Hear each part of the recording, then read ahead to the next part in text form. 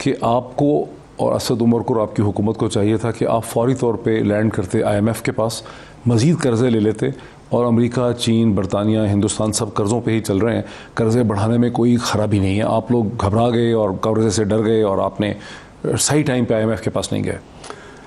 یہ ٹھیک ہے تنقید، ہمیں IMF کے پاس جلدی جانا چاہیے تھا، یہ بالکل ٹھیک ہے، لیکن ہم کوشش تب یہ کر رہے تھے کہ ہمیں نہ جانا پڑے.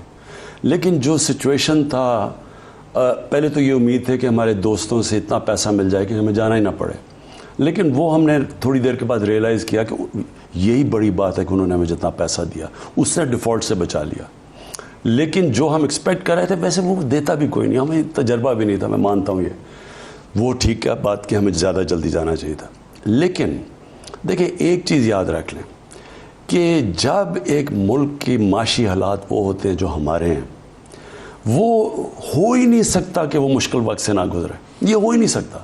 یہ تو مثلا پھر سے میں ذرا یہ کیونکہ لوگوں کو اکانومی کی صحیح طرح سمجھ نہیں ہے، اس لیے میں آسانی سے کہتا ہوں ایک گھر کا پہلے لے لیں کہ گھر کے اوپر جب قرضے چڑھے ہوتے ہیں، یہ ہو ہی نہیں سکتا کہ وہ گھر اپنی جب تک آمدنی نہیں بڑھاتا وہ خرچے کم کرتا ہے. وہ اس مشکل وہ اب جب آپ خرچے کم کرتے ہیں کیا ہوتا ہے؟ اب بچوں کی جناب آپ فیس نہیں دے سکتے، ان کو ایک اچھے اسکول سے کمزور اسکول میں لے کے جاتے ہیں، کئی بجائے اسکول سے نکال لیتے ہیں. ان کو کپڑے نہیں آپ نہیں دے سکتے، کھانا آپ بجائے گوشت کھانے کے دال پہ آ جاتے ہیں. یعنی گھر ایک مشکل وقت سے گزرتا ہے. تو میں صرف لوگوں کو وہ لوگ بےتاب ہوتے ہیں، لوگوں میں صبر نہیں ہوتا، کہتے ہیں جی کیوں نہیں ایک دم چینج آیا، نیا پاکستانی بنا. ایک پروسیس ہوتا ہے نیا پاکستان. تو اس کے اندر یہ جو اپوزیشن ہے انہوں نے پورا فائدہ اٹھایا پہلے دن سے. کوئی چیز غلط، یہ غلط ہو گیا کیونکہ ان کا انٹرسٹ صرف بلیک میل کرنے کا تھا. وہ ہر کووڈ پہ انہوں نے بلیک میل کیا، فیٹ اپ پہ یہ بلیک میل کر رہے ہیں، اکانومی کے اوپر انہوں نے کیا. کشمیر پھر وہ جو کنٹینر پہ سب چڑھ گئے کہ کہہ رہے ہیں لبرل اور اسلام خطرے میں ہے. تو ان کا ون پوائنٹ ایجنڈا ہے. اور ابھی بھی میں مینٹین کرتا ہوں کہ جب آپ کے ملک کے اندر کرمنلز پالیٹکس میں آ جائیں، وہ بجائے ملک کے انٹرسٹ کو پروٹیکٹ کرنے کے لیے وہ اپنے ذات کے انٹرسٹ کو پروٹیکٹ کرتے ہیں. وہ زیادہ ملک کو نقصان پہنچاتے ہیں بجائے دشمنوں کے. $6 ارب کا ہمارے اوپر ڈیمیجز انٹرنیشنل کورٹ دے چکی ہے، جو میں سمجھتا ہوں ویسے بڑا غلط ہے. میں سمجھتا ہوں کہ اس کے اندر انفیئر بھی ہے اور ہم نے کیس صحیح نہیں لڑا. جب تک جنریشن کی قیمت نیچے نہیں آتی ہم اس ٹریپ میں پھنسے ہوئے ہیں. ہم بجلی کی قیمت بڑھا نہیں سکتے، نہ انڈسٹری نہ عوام، اور اگر ہم بڑھاتے نہیں ہیں تو وہ قرضے بڑھتے جاتے ہیں کیونکہ بجلی جو ہے مہنگی بنا رہے ہیں.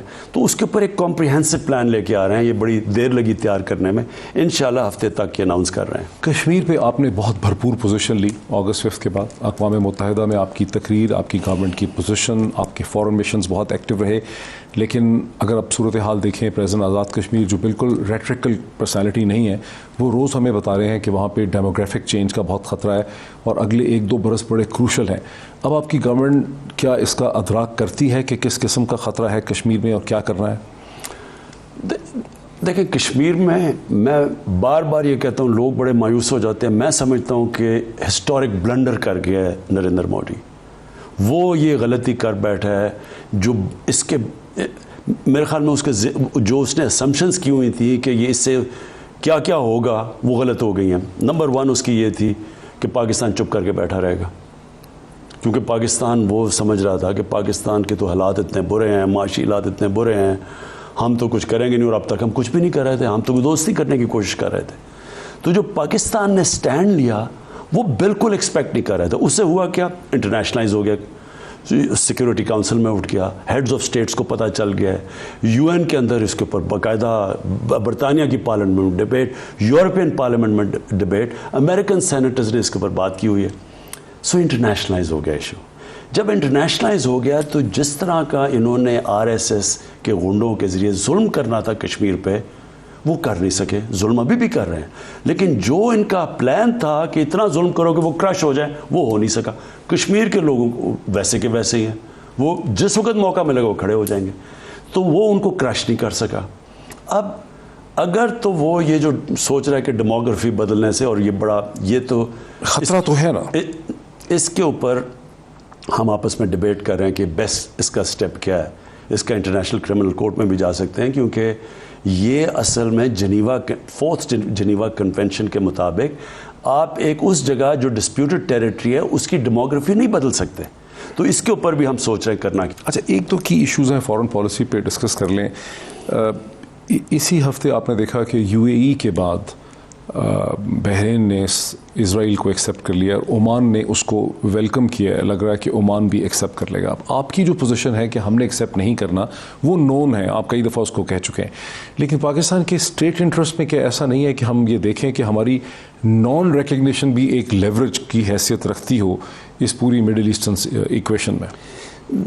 میں کئی چیزوں کے اوپر زندگی کمپرومائز کا نام ہے. آپ کو کمپرومائز کرنا چاہیے اور کرنا پڑتا ہے, لیکن کئی ایسی چیزیں ہوتی ہیں کہ وہ جو آپ کے بنیادی اصول ہوتے ہیں, جو آپ کی یعنی کسی وجہ سے ایک قوم بنتی ہے, ایک بیسک پرنسپلز کے اوپر ایک قوم کھڑی ہوتی ہے. جب ایک قوم ان پرنسپلز کے اوپر کمپرومائز کرنا شروع کر دے تو پھر وہ کمپرومائز کی کوئی لمٹ نہیں ہوتی.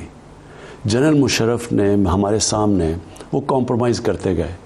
وہ شوگر مافیا سے کمپرومائز کر لی, پھر پہلے نواز شریف سے کمپرومائز کر لی, پھر اینڈ میں وہ زرداری سے کمپرومائز, پھر کوئی کمپرومائز رہا ہی نہیں کرنے کو, اور پھر خود ہی چلے گا اور کمپرومائز اپنی پاور کے لیے کی. جو بھی قومیں اس وقت کر رہی ہیں, دیکھیں میں کوئی کامنٹ نہیں کروں گا کیونکہ ہر ملک کی اپنی فارن پالیسی ہوتی ہے, ان کے اپنے مفادات ہیں, ان کی اپنی مجبوری ہیں. میں پاکستان کا اس لیے یہ کہتا ہوں. لیکن آپ کی کیا ایڈجسٹمنٹ ہوگی؟ وہ تو ان کی اپنی فارن پالیسی, آپ کی اپنی فارن پالیسی. دیکھیں آپ کیسے ایڈجسٹ کریں گے؟ ہمارا صرف ایک سوچ ہونی چاہیے کہ فلسطین کے جو لوگ ہیں, جو ان کے اوپر ظلم ہوئے ہیں, جس طرح کی مشکلات انہوں نے برداشت, جس طرح وہ رہ رہے ہیں, کیا ان کی زمین کدھر سے شروع ہوئی اور سکڑ کے کدھر رہ گئی ہے, ان کا کیا فیوچر ہے. دیکھیں جب فلسطین کے لوگ سیٹسفائی ہو جائیں کہ جی ایک جسٹ سیٹلمنٹ ہے, ہمیں مان لینا چاہیے. لیکن اس وقت اگر فلسطین کے لوگ بیچارے اتنے آبجیکٹ کر رہے ہیں, جو بھی کوئی ریکگنائز کرتا ہے اسرائیل کو, تو سب سے زیادہ شور تو فلسطین کے لوگ مچاتے ہیں. تو اس کا مطلب کہ وہ ان کے لیے تو جو اسٹیک ہولڈرز ہیں وہ تو ایکسیپٹ نہیں کر رہے, اور تو دنیا ایکسیپٹ کر بھی لے, جب تک وہ لوگ سیٹسفائی نہیں ہوتے کہ ان کے لیے ایک وائبل اسٹیٹ بنی ہے, تو تب تک کوئی فرق نہیں پڑے گا, جو مرضی ریکگنائز کر لے. اصل میں تو جب تک ایک منصفانہ سیٹلمنٹ نہیں ہوتی پیلسٹائن کی اسرائیل کے ساتھ, تب تک کوئی فرق نہیں پڑے گا ریکگنیشن کا دنیا کا. ہمیں کھڑا ہونا چاہیے, اس لیے کہ ہمارے قائد اعظم محمد علی جناح نے, ان کی آپ سٹیٹمنٹس پڑھ لیں, انہوں نے شروع سے کھڑے تھے فلسطین کے لوگوں کے ساتھ, اور ہمیں بھی کھڑا ہونا چاہیے. 23 یا 24 تاریخ کو آپ UN جنرل اسمبلی کو وایا ویڈیو لنک خطاب کریں گے, وہاں کیا ایجنڈا ریز کریں گے؟ دیکھیں اصل تو کشمیر ہے, کشمیر کے علاوہ کلائمیٹ چینج ہے. دیکھیں کلائمیٹ چینج اب ساری دنیا کا آپ حال دیکھیں, کلائمیٹ چینج میں تباہی مچی, کیلیفورنیا میں آ گئے ہیں, فلڈز آئے ہوئے ہیں دنیا میں, ہر تہلکہ دیکھ لیں. یہی لوگ پہلے کہتے تھے کہ کلائمیٹ چینج آئی نہیں, ڈینائی کرتے تھے لوگ. امریکہ کے اندر ان کی گورنمنٹس نہیں مانتی کہ کلائمیٹ چینج ہو رہا ہے. اب دنیا دیکھ رہی ہے کہ یہ بڑا ایک سیریس ایشو آ رہا ہے, اور ہمارا ملک اس سے بہت, اور ہندوستان, یہ دونوں ملک بہت متاثر ہوں گے کلائمیٹ چینج سے. لہٰذا کلائمیٹ چینج کو ہم نے ضرور اٹھانا ہے, کیونکہ ہمارے لیے یہ جو ویدر پیٹرنز ہیں, ہمارا تو یہ گلیشیئرز کے اوپر اگر گرمی بڑھتی گئی تو ہمارے تو گلیشیئرز اگر ان میں پانی کم یعنی یہ میلٹ ہونا شروع ہو گئے تو ہمارے آگے بہت بڑے آنے والی نسلوں کے لیے تو بہت نقصان. Last question. گزشتہ ہفتے میں نے چائنیز ایمبیسڈر, جو آؤٹ گوئنگ چائنیز ایمبیسڈر ہیں یاؤ جنگ, ان کا انٹرویو کیا. انہوں نے کیٹیگوریکلی کہا کہ شی جن پنگ کا وزٹ جو ہے وہ پلانڈ ہے, ڈیٹ ابھی ڈیٹرمن نہیں ہے, لیکن یہ وزٹ چین کے لیے بہت امپورٹنٹ ہے. آپ اس وزٹ کو کیسے دیکھتے ہیں؟ آپ نے ایک انٹرویو میں کہا ہے کہ پاکستان کا مستقبل چین کے ساتھ ہے. کیا ایکسپینشن دیکھتے ہیں ریلیشن شپ کی, سی پیک کی, فارن پالیسی کی شی جن پنگ کے وزٹ میں؟ دیکھیں میں 3 چیزیں دیکھتا ہوں. سب سے پہلے تو میں یہ دیکھتا ہوں کہ میری قوم کے لیے سب سے بہتر چیز کیا ہے.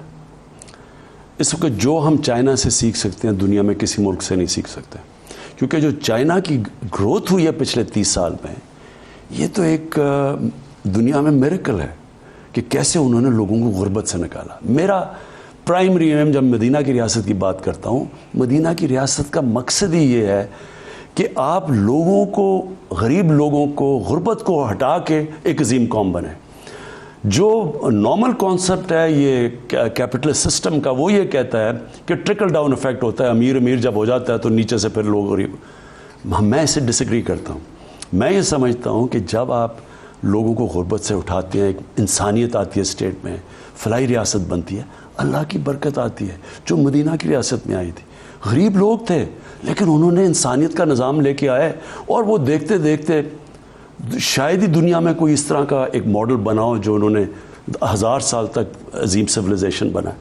چائنا نے یہ کیا, انہوں نے 30 سالوں میں لوگوں کو غربت سے نکال کے سپر پاور بن گئے, اور میں نہیں سمجھتا ان کو کوئی روک سکتا. نمبر 1, ہم ان سے ادھر سیکھ سکتے ہیں پاورٹی ایلیویشن میں, غربت گھٹانے میں. نمبر 2, جو چائنا کی گروتھ ہوئی ہے ان کے شہروں کی, کس طرح انہوں نے اسپیشل اکنامک زونز بنائے شہر, انہوں نے جو اپنے ایگریکلچر کی ان کی ہمارے سے 3 گنا زیادہ پیداوار ہے, ان کی سیڈ ڈیولپمنٹ ہم سیکھ سکتے ہیں, کیونکہ ہمارا بیسکلی تو ایگریکلچر ملک ہے. ان سے جو ہم اب ان پٹ لے رہے ہیں, اور لے رہے ہیں اب, ہمیں تھوڑا لیٹ ہوئے لیکن ہم لے رہے ہیں. اصل میں پاکستان میں کیا وجہ ہے کہ ہم اپنی پیداوار نہیں بڑھا سکتے؟ ہم نے کوئی ریسرچ نہیں کی, سیڈ ڈیولپمنٹ نہیں کی, ہم نے کوئی توجہ ہی نہیں دی اس کے اوپر.